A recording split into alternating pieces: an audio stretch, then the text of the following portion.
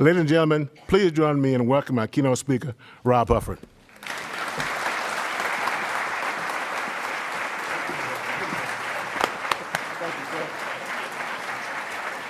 You ready? All right, before I start, let's have a special thank you to our translators over here. I'm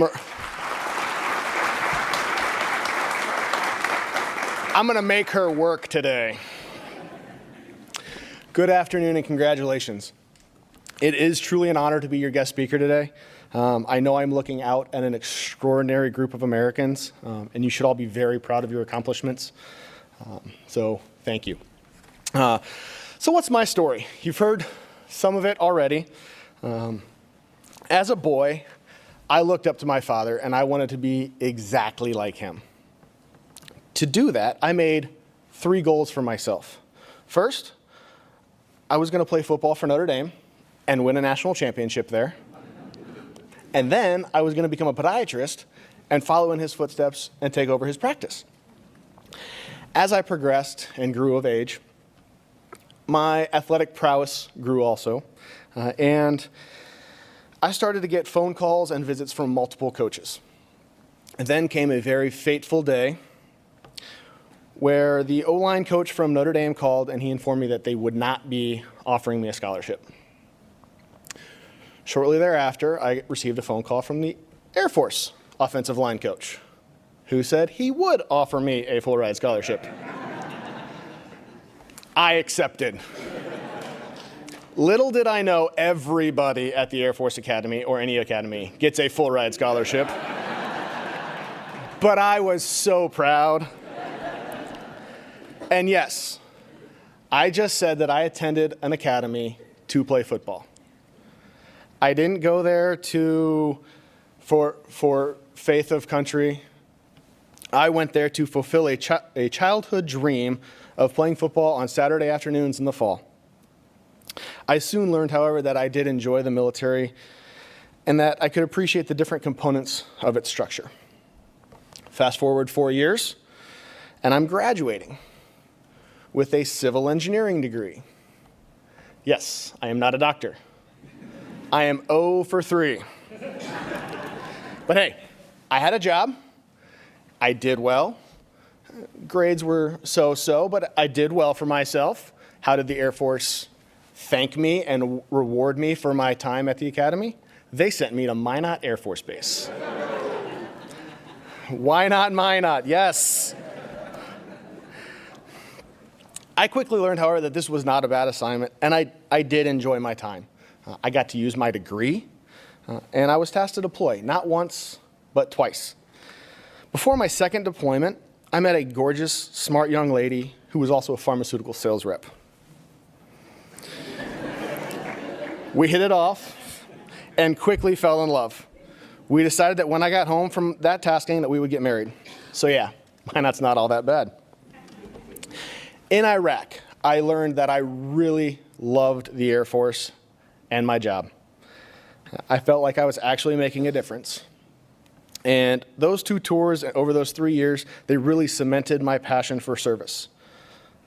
With those tours and time in Minot came multiple awards and recognition. So where did I get to go next? Cavalier Air Force Station. Anybody?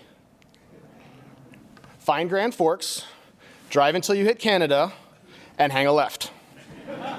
Yeah, Mother Air Force for the win. Thank you. This assignment turns out to be not too bad. We actually really enjoyed it. But my time in Cavalier is when I started having my fuzzy spells. They started at about 1 a month, and as my time progressed at that assignment, 1 a month turned into 1 a week. 1 a week turned into 2 weeks. And then I got my next assignment. Finally, I win one. Lagos, Portugal. Yes. So as we're preparing to PCS, we go on our going away motorcycle ride, spend all day in a nice hot July afternoon riding around the rural hills of North Dakota. And when I get home, I can't cool off. I don't know what it is. I've been drinking water all day. Water. And I continued to drink all night, and I couldn't cool off. Finally, I figured, you know what? I'll fall asleep, and that'll help me. I wake up 15 minutes later with a fireman holding my wrist and my wife mortified in the corner. Just absolutely scared. I don't know what's going on. But once they realize that I'm good enough to walk, they usher me to the ambulance. I spend the night in the hospital. They do an EKG to determine that I had a grand mal seizure. And then they let me PCS. When I landed at Lodges, in-processing checklist. The other was my out-processing checklist. I had been tasked to deploy to Afghanistan. Yes. I had just spent 2 years at Cavalier. My buddies do work downrange, and I missed it. And I was back in the fight, and I couldn't wait. So I went around base, in-processing and out-processing. And I get a phone call to come see the Surgeon General. It was on my checklist. I went and saw her. During that meeting, however, she tells me, you're in the base, but you're not allowed to deploy. You didn't have a med board.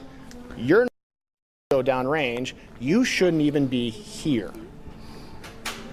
It was everything I could do to make it out of her office.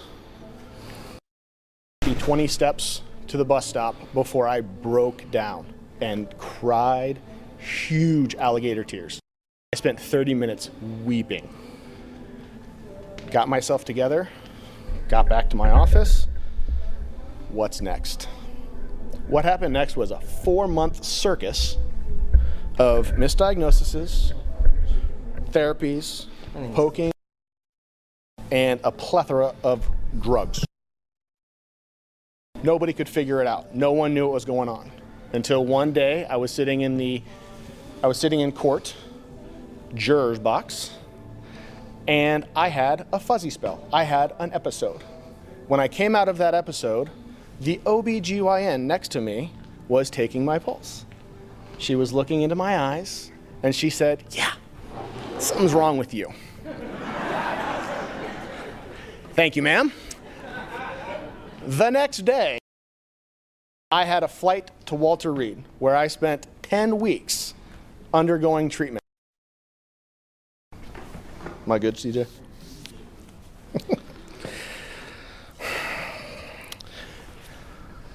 The first day I was here at Walter Reed on that 10-week TDY, I was diagnosed by a third-year resident. Baffled me at the time, but hey, I was diagnosed. I had complex partial seizures, and I was having enough of them. And how we're going to fix that is drugs. You guys know when you see that commercial and there's a guy sitting in a tub on the top of a hill overlooking a valley and there's soft music playing?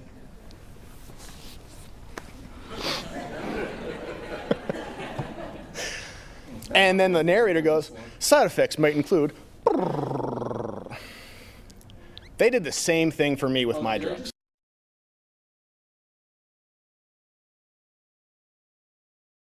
Irritability, anxiety, weight gain. I had everything. Ultimately, it took 10 weeks before I was on 2 different drugs, at or above the recommended FDA limit of both of them, or as my neurosurgeon says, a manly dose.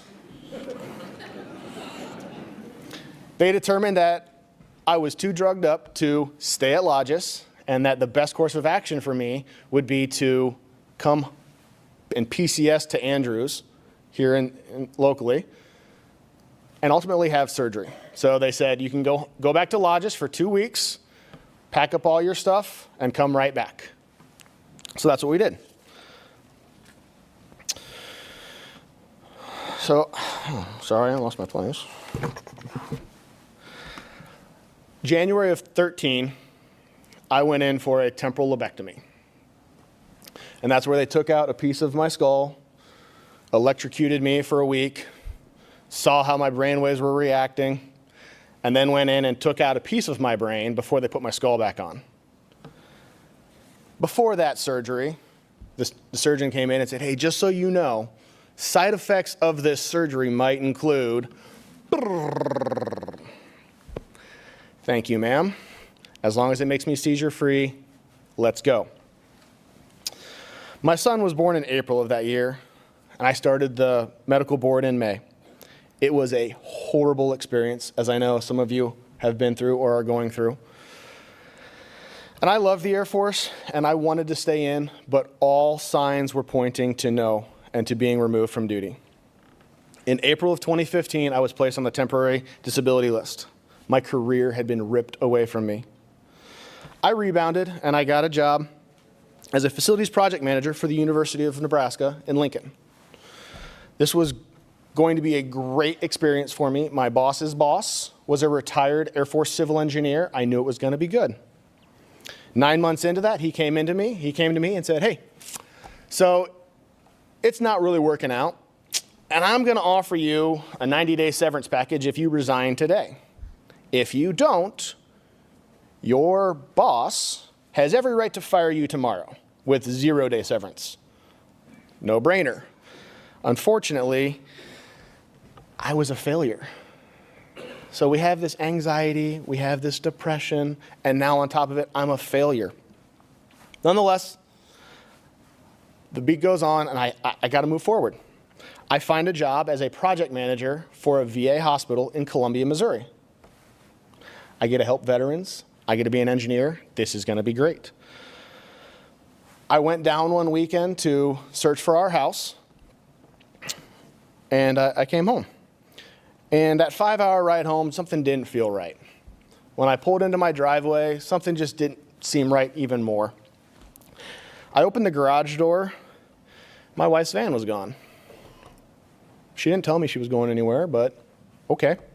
Opened the door into the living room. Everything is gone.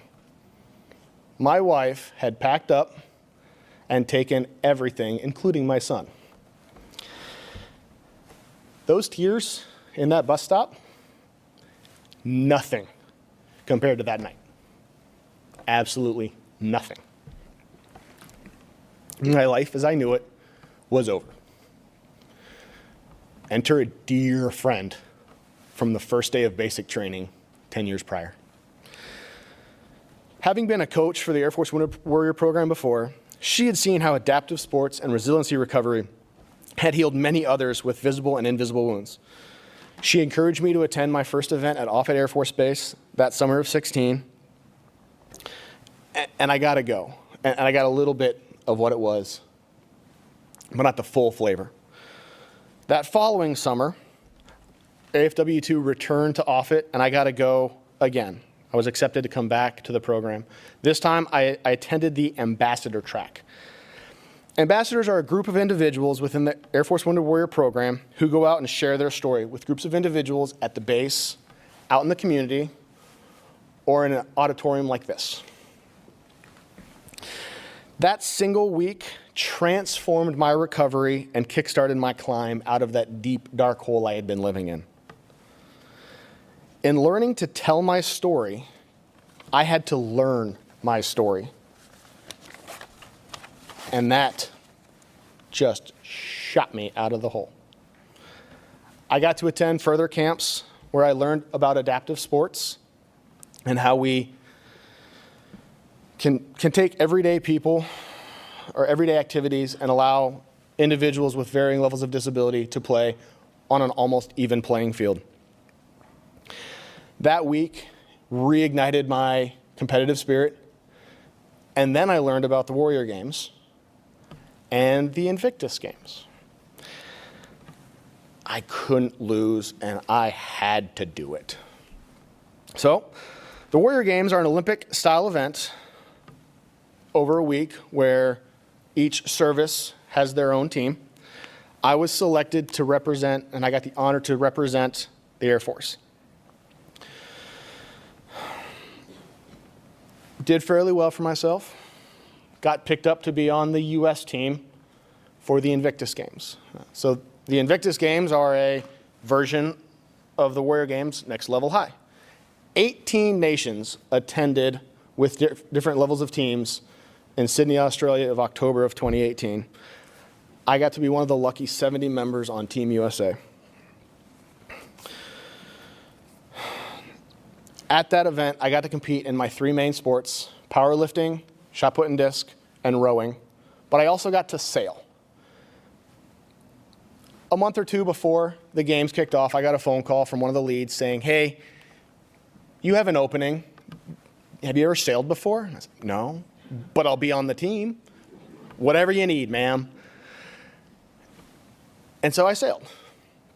It was fairly easy and low profile in terms of how much pressure we had, because we were told all we needed to do was finish the race. We had 3 airmen and 1 Marine. Thank God the Department of the Navy was on the boat. Because us airmen didn't know what we were doing.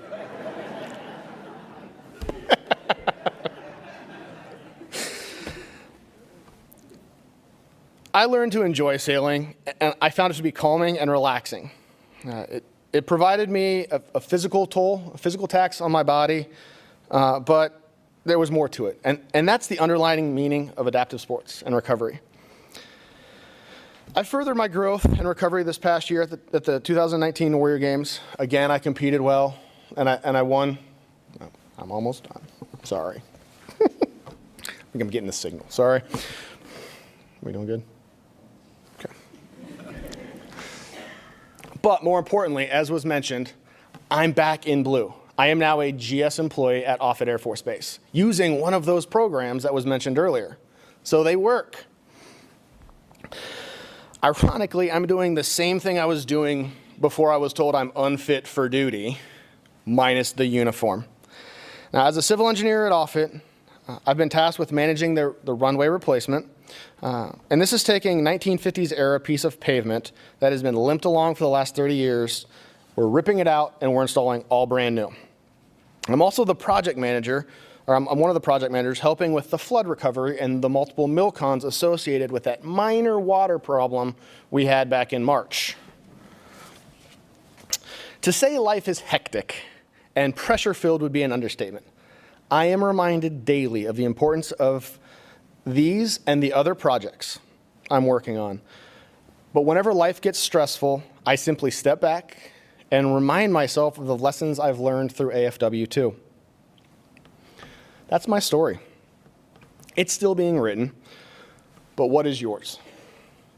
Each of you have had your ups and your downs, I'm sure, and you've each reached an apex this year. Again, many congratulations and celebrations should be had, but where will you go from here? I would challenge each of you to find some sort of activity over this next year and use it as a resiliency tool. It might be starting a new sport, trying something new, or it might be learning to play a musical instrument, maybe painting a rock. You would be surprised at how such a mundane, easy activity can be so relieving to your mind, body, and soul. Thanks again for your time today. I applaud each of you as you have excelled in your careers. Keep it up and enjoy the week.